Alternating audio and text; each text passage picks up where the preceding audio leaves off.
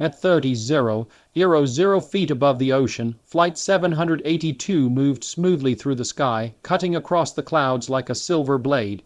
Inside the cabin, the atmosphere was calm and ordinary, the kind of calm that makes people forget they are traveling faster than sound, miles above the earth.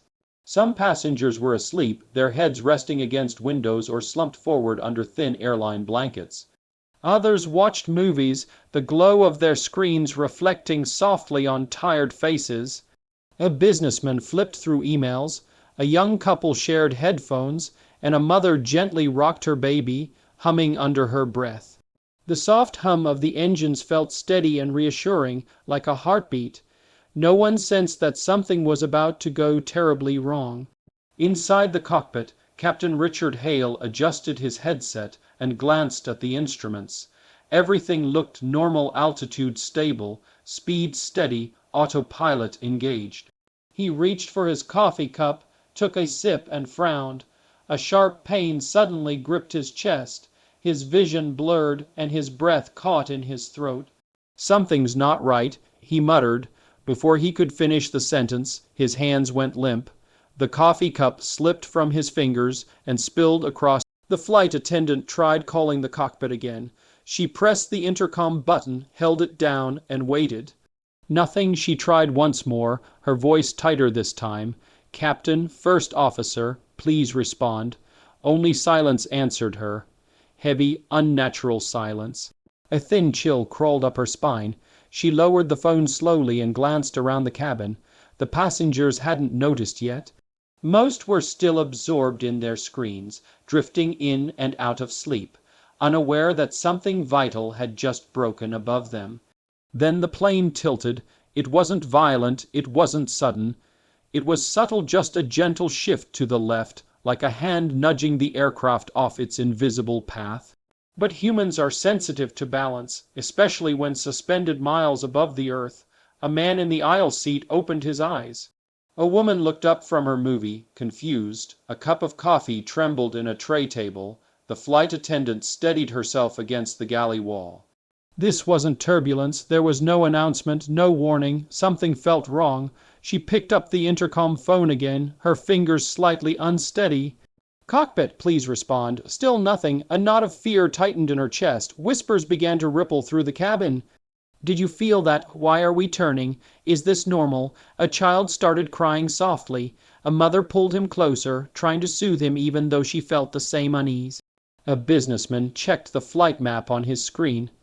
It showed a slow, unplanned curve away from their route.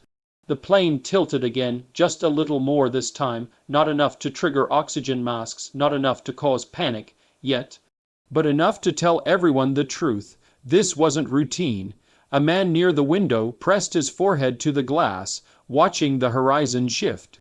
The clouds didn't look the same anymore. The angle was wrong. "Flight attendant," someone called. She forced a calm smile and raised her hands slightly. "Please remain seated. Everything is under control." But her eyes betrayed her. People noticed. A woman whispered a prayer. Someone else clenched their seatbelt until their knuckles turned white. Another passenger began breathing too fast, panic rising like a wave. The engines continued their steady hum, uncaring, mechanical, doing exactly what they had been programmed to do, even as human control silently vanished. In row 9, two girls were watching very carefully. Emily and Sophie Carter sat side by side, their feet dangling slightly above the floor. While other children slept or played games, the twins were staring straight ahead, eyes focused not on screens but on sensation. Emily tilted her head. "Did you feel that bank angle?" she whispered. Sophie nodded slowly. "Yeah, it's not coordinated." Their mother sat beside them, flipping through a magazine. "It's just a turn," she said casually. "Planes do that." But the twins exchanged a look. They had felt turns before, hundreds of them. Smooth turns, planned turns. This wasn't one of those. The plane leveled out briefly, then drifted again. Sophie glanced at the seatback map. "That's not our heading," she murmured. Emily swallowed. Their hearts weren't racing. They weren't scared. They were alert. Up front, the flight attendant abandoned the intercom and moved quickly toward the cockpit. She knocked, no response. She knocked harder, still nothing. Her breath caught in her throat. Behind her, passengers were now openly watching. Fear spreads fast in closed spaces. Someone stood up before being told to sit back down. Another passenger demanded answers. What's happening? Why isn't anyone saying anything? Is the pilot okay? The flight attendant turned, forcing authority into her voice. Everyone, please remain seated. But the calm she tried to project was cracking. Inside her head, one terrifying thought repeated itself. What if no one is flying the plane? Back in row 9, Emily unbuckled her seatbelt. Their mother grabbed her arm. Emily, sit down. Emily leaned closer, her voice urgent but controlled. Mom, something's wrong. Sophie stood up too. Passengers nearby stared. Their mother frowned, confused. Girls, sit down right now. But the twins didn't listen. They felt the plane tilt again, slightly steeper this time. A few passengers gasped. Someone cried out. That was when Sophie spoke. Her voice was small, but it cut through the cabin like a blade. Don't worry. Heads turned. Emily joined her, louder now. We can fly. The words echoed. For half a second, the cabin froze. Then confusion exploded. People stared. Some laughed nervously. Others shook their heads in disbelief. They're kids. This isn't funny. Sit down. But the twins didn't flinch. They stood straight, shoulders squared, eyes calm. Emily scanned the cabin. The pilots aren't responding. She said clearly, the plane is on autopilot. It's drifting. Gasps filled the air. Their mother stood now, stunned. What are you talking about? Sophie turned to her. Mom, the cockpit isn't answering. Silence fell. The flight attendant, halfway down the aisle, slowly turned around. Her eyes locked onto the twins. What did you say? She asked. Emily didn't hesitate. We've trained in flight simulators. Our mom is a flight instructor. If something's wrong in the cockpit, we can help. The flight attendant felt the world tilt, not the plane, but her own reality. Around them, panic surged. No, this can't be happening. Let them sit down. But deep down, everyone felt the same terrifying truth. No one else was standing up. The plane tilted again, and in that moment, surrounded by fear, disbelief, and 0 feet of empty sky, the only voices offering hope came from row 9. 210-year-old girls standing. The twins didn't raise their voices. They didn't panic. They simply spoke the truth. Our mother is a flight instructor. Emily said, her tone steady despite the chaos around her. We've been flying simulators since we were little. The cabin was loud with fear, but her words cut through it. We know the controls, Sophie added. Throttle, yoke, rudder. We know how to communicate on the radio. We've practiced emergency procedures. A ripple of disbelief spread through the plane.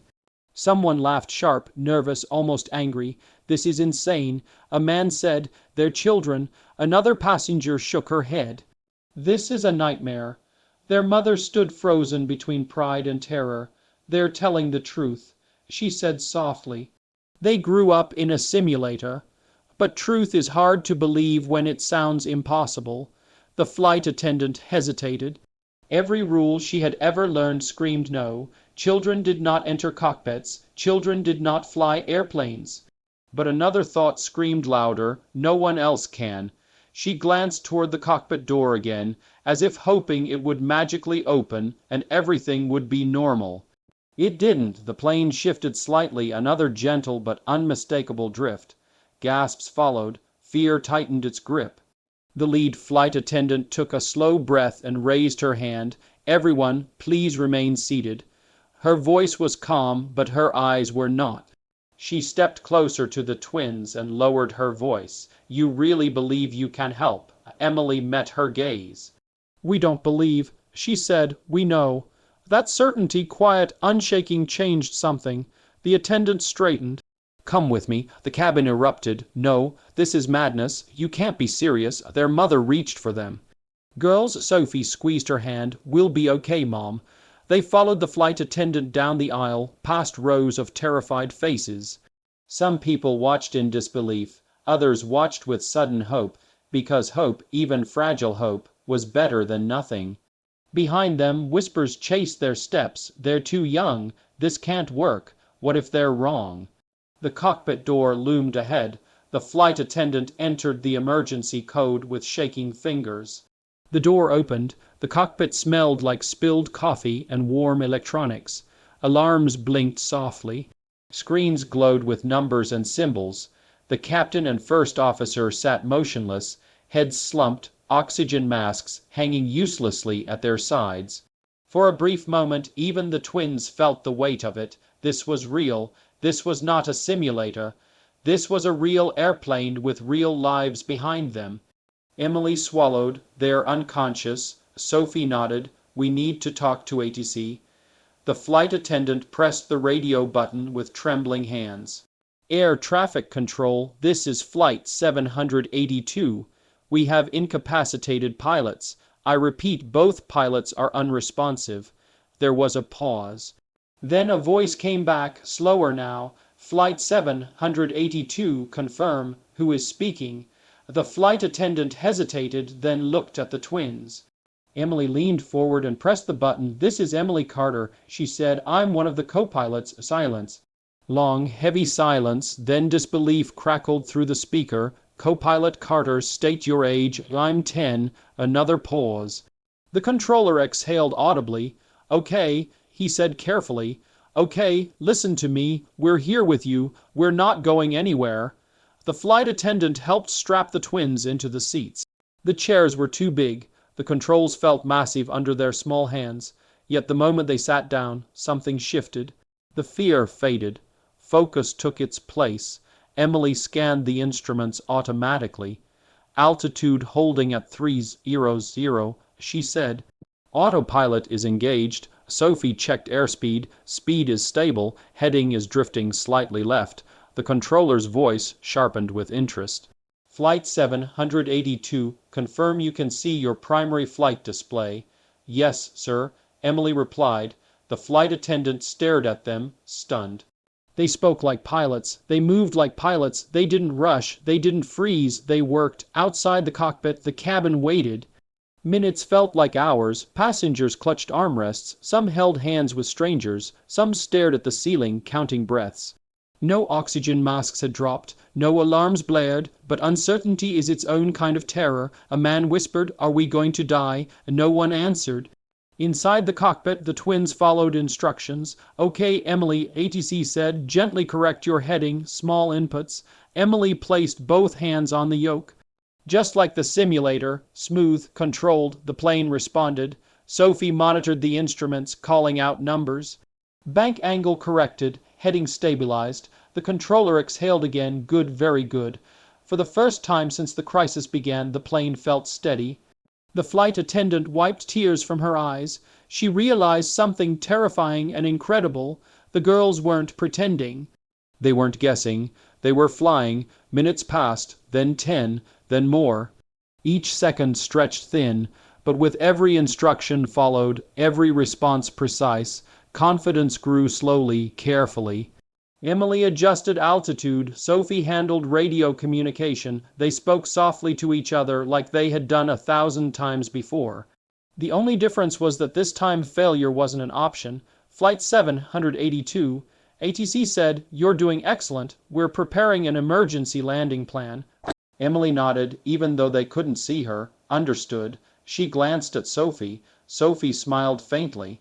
Not fearless, but brave. Behind them, 200 lives depended on two small hands gripping a control yoke. And for the first time since the nightmare began, the sky didn't feel so empty. With ground control guiding them every second, the twins began the most difficult part of the journey. Landing at 30,000 feet, flying straight had been one thing. But bringing a massive aircraft safely back to Earth, with hundreds of lives inside, was something else entirely. Flight 782, the calm voice of air traffic control echoed through the cockpit. "We're going to start a gradual descent. Reduce speed slowly. You're doing great." Emily's hands tightened on the controls. "Reducing speed," she replied, her voice steady but her heart pounding. Sophie adjusted the altitude selector with careful precision. Descending at 1,000 feet per minute, she said, eyes locked on the instruments. Outside the cockpit windows, the endless blue of the sky slowly deepened. The horizon shifted. The ocean below began to grow closer, far too close for comfort. In the cabin, passengers felt the change immediately. The plane was going down, not falling, descending. A woman in row 22 clasped her husband's hand so tightly he could feel her pulse racing. A man near the aisle closed his eyes and whispered a prayer he hadn't spoken in years. A child asked softly, "Are we going to be okay?" And no one knew how to answer. Flight attendants moved quietly through the aisles, their smiles brave but thin. There were no speeches now, no reassurances, only hope. Inside the cockpit, the twins worked like they had trained their whole lives for this moment. Speed check, flaps on stand by, heading confirmed. Their voices were calm, almost gentle, like this was just another session in a simulator. But it wasn't. This time there was no reset button. Air traffic control guided them step by step, every word deliberate, every instruction clear. "You're lined up with the runway," the controller said. "You're going to see the lights soon." Emily leaned forward. And there it was, a thin line of lights cutting through the darkness, small, distant, but real, the runway. Sophie felt her throat tighten. "We can do this," she whispered. Emily nodded. "We will." The cabin grew quiet. Not the peaceful kind of quiet, but the kind that holds its breath. Passengers stopped whispering, stopped crying, stopped moving. Every soul on that plane felt the same thing. This was it. The landing gear lowered with a deep mechanical thud that echoed through the cabin. Some people gasped, others squeezed their eyes shut. The ground rushed closer, too fast, too real. "Easy," ground control said gently. Small corrections. Emily adjusted the yoke with delicate movements, her arms trembling but controlled. Sophie monitored speed, altitude, descent rate, calling out numbers like a heartbeat. Too fast, correcting. Good, good. The runway filled the windshield now.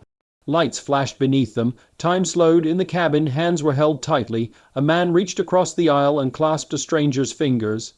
A mother kissed her child's forehead. Someone whispered, "Thank you, God," even before anything happened. The plane hovered just above the ground. Emily pulled back gently, just like she had been taught, just like she had practiced. And then the wheels touched the runway. There was a jolt, a bounce, then a roar of tires gripping asphalt. For a split second, no one reacted, and then the plane slowed, still straight, still controlled, still alive.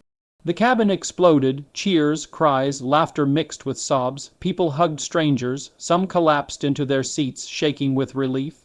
Others stood up, clapping, shouting, crying openly. The flight attendants covered their faces, tears streaming down their cheeks. They were on the ground, safe, alive. Inside the cockpit, Emily finally let go of the controls. Her hands were shaking now. Sophie stared out the window as emergency vehicles raced alongside the plane, lights flashing like stars. "We did it," Sophie whispered. Emily exhaled, deep, long, exhausted. "We really did." When the plane came to a full stop, silence returned, this time peaceful. Then the cabin door opened and the world rushed in. News spread fast, too fast. Within hours, headlines filled screens across the globe. Twin girls save flight after pilot's collapse. Heroes at 30,000 feet, the miracle of row 9. The twins were surrounded by flashing cameras, reporters shouting questions, officials shaking their hands. But Emily and Sophie stayed close to each other, overwhelmed, still processing what had happened. They hadn't tried to be heroes. They had just done what they knew how to do. Later that night, after the noise faded and the cameras were gone, the twins sat quietly with their mother. "You were incredible," she said, her voice breaking. "I've never been more proud." Emily looked down at her hands.